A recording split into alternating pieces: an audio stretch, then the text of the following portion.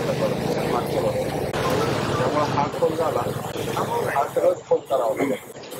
आता सकाळी ह्या घरात सगळं पाणी होतं, हे उठवलं 4 फूट पाणी होतं. हे तर तुम्हाला सगळं मोकळंच करावं लागेल आणि लोक पुढचं ती पुढं माती टाकली ती माती काढावं लागेल.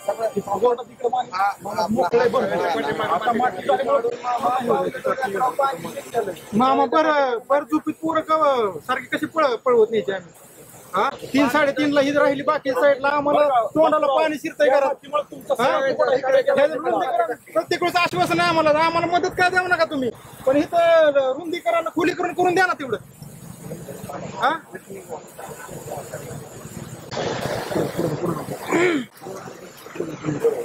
लहान लेकरं घेऊन पळालोय 3-3:30 वाजता.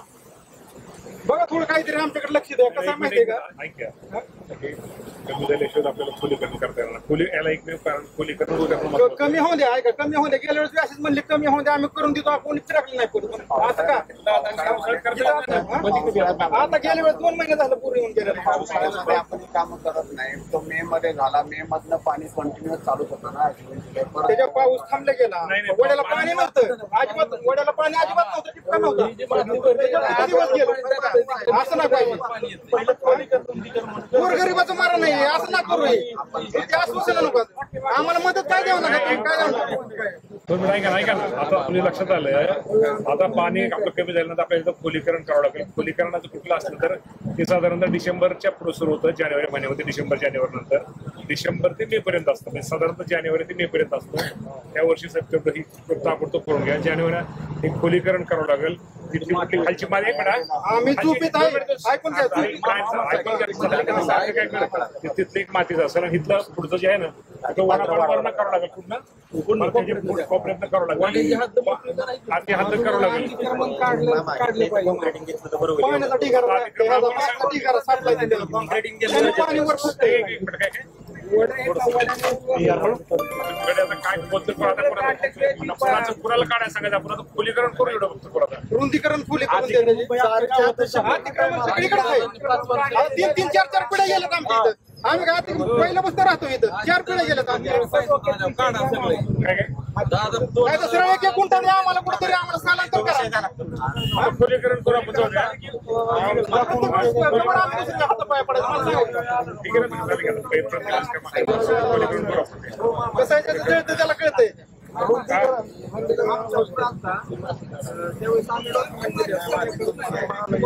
ठीक आहे, तो विषय नाही आपला. ही महत्वाचं इथलं बघू. हे इथलं बघू. काय झालं शेतकऱ्यांना कधी पैसे मिळणार. महत्वाचं बघू दे. आमचं आत्ता सुद्धा गेलंय कोणी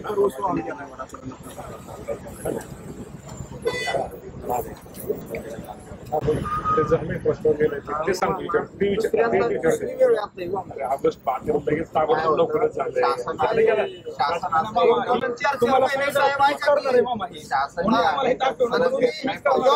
तुम्ही कृषी मंत्री आहेत आता म्हणून तुमच्याकडे आलो.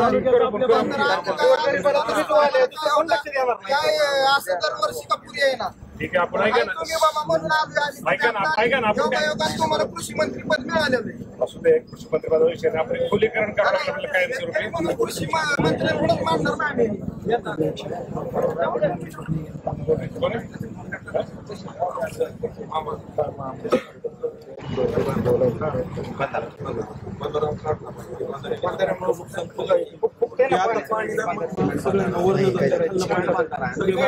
बांधण्यापेक्षा मी तुम्हाला सांगतो खोलीकरण महत्वाचं आहे. ती तुझी कोण म्हणलं ती माती आणि ते पुढचं जे आहे ना पुढचं बाजूचं ते बाजू सगळं घ्यावं लागेल. त्यावेळेस करावं लागेल. माने गुरुजीला फोन लावा. माने गुरुजी नंबर कोणाकडे लावा फोन. माने गुरुजीचा त्याच्याकडे फोन द्या. गुरुजी बोला तुला काय ते पण बोलतो तू पण बोल. तुम्ही गेल्या वेळेस विषय सांगितलं होतं. तुम्ही काय झालंय पाऊस आपल्या संसर्गला पाऊस नाही आजचा. पाऊस वर शेटपळला जवळजवळ लाकडी लिंबोडीवर शेटपळला काल एका दिवसामध्ये जवळजवळ 6 इंचापेक्षा पाऊस जास्त पडला. 156 मिलीमीटर पाऊस पडला. त्यामुळं शेटपळचं पाणी खालच्या भागातलं पाणी इकडं आलं. वरच्या भागातलं पाणी तिकडे त्या मदनवाडी तलावात तिकडे भरून कुंभरगावच्या तिथं गेलं, तिथं डाळज नंबर 2चे पूल पण वाहून सगळे साहेब तिथं गेले. तहसीलदार साहेब दोन मिनिटं. तर तिथले पूल वाढवून गेले, डाळज नंबर 2 वगैरे त्या भागात. आज ते पाणी तिकडे गेलं, हे पाणी इकडे गेलं. इंदापूर शहरामध्ये पाऊस आपल्याकडे तिथं थोडा, इंदापूरला थोडा पाऊस जास्त आहे. साधारणतः इंदापूर सगळ्यात जास्त शेटफळा आणि बारामती असा पाऊस मध्ये पडलेला आहे.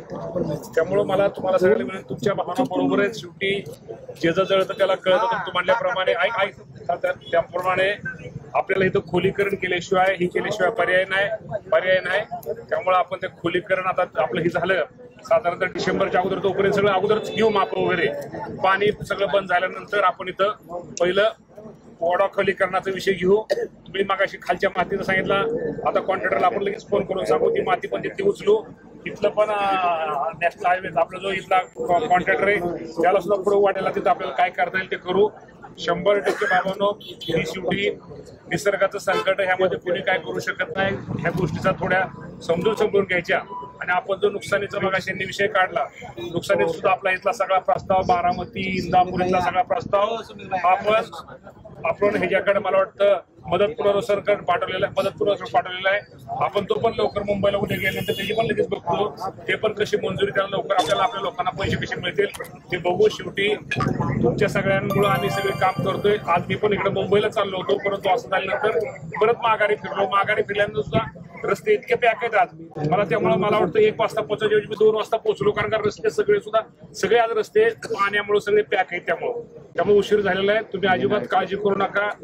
आपल्या भागामध्ये सगळ्यात जास्त नुकसान शेटफळ, त्या भागामध्ये झालेलं नुकसान, त्यानंतर खाली आपलं नुकसान, त्याच्या पाऊस तिकडे वर झाल्यामुळं, त्याच्या आलेल्या पाण्यामुळं, वाढलेल्या पुरामुळं नुकसान आपल्या संसर्ग भागात झालेलं आहे. आणि तुमचं म्हणणं बरोबर आहे, हे सारखंच कायमचं आहे. ते कायमचं कुठंतरी आपण दुखणं हे काढलं पाहिजे. कायम परत उद्या आपल्या लोकांच्या घरामध्ये तुमचं बरोबर आहे की रात्रीच्या मुलाबाळांना घेऊन कुठं हे करायचं, तुमचं काही चुकीचं नाही. त्या बाबतीमध्ये तुम्ही आता काळजी करू नका. येणं आता लवकरच आपण आता प्रांतसाहेब आहेत, तहसीलदार आहेत, BDO आहेत, सगळीच मंडळी इथं आहेत, अधिकारी पण सगळे हजर आहेत. ताबडतोब आपण साधारणतः डिसेंबरच्या अगोदर ह्याचं इस्टिमेट, ह्याचं नियोजन करून एक पाणी साधारणतः जानेवारी फेब्रुवारी पाणी कमी पडल्यानंतर काम चालू करू. कारण 5व्या महिन्याच्या अगोदर हे कामं पूर्ण करायची असतात खोलीकरणाची. ती कामं करू की जेणेकरून परत आपल्यावरती वर पाऊस पडला, कुठं जरी पाऊस पडला, आपल्यावरती ही वेळ येणार नाही. ही काळजी घेण्याचा प्रयत्न तुमच्या सगळ्यांचा लोकप्रतिनिधी म्हणून करून, आणि माझा स्वभाव तुम्हाला सगळ्याला माहित आहे की स्वतः सगळं सोडून इथं तुमच्यासाठी आलेलो आहे, तुमची व्यथा ऐकण्यासाठी आलेलो आहे. तुमचं काय चुकलेलं नाही.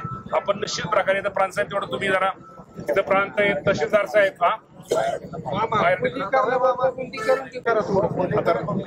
दोन्ही करू ना, दोन्ही होईल तिथं. आणि काय करता असं करून आपण व्यवस्थित करू. परत होणार आता परत म्हणजे काय, परत नुकसान भरपाई कृषीचं कोण आहे त्यांना सांगा की नाही गुरुजी. म्हणायचे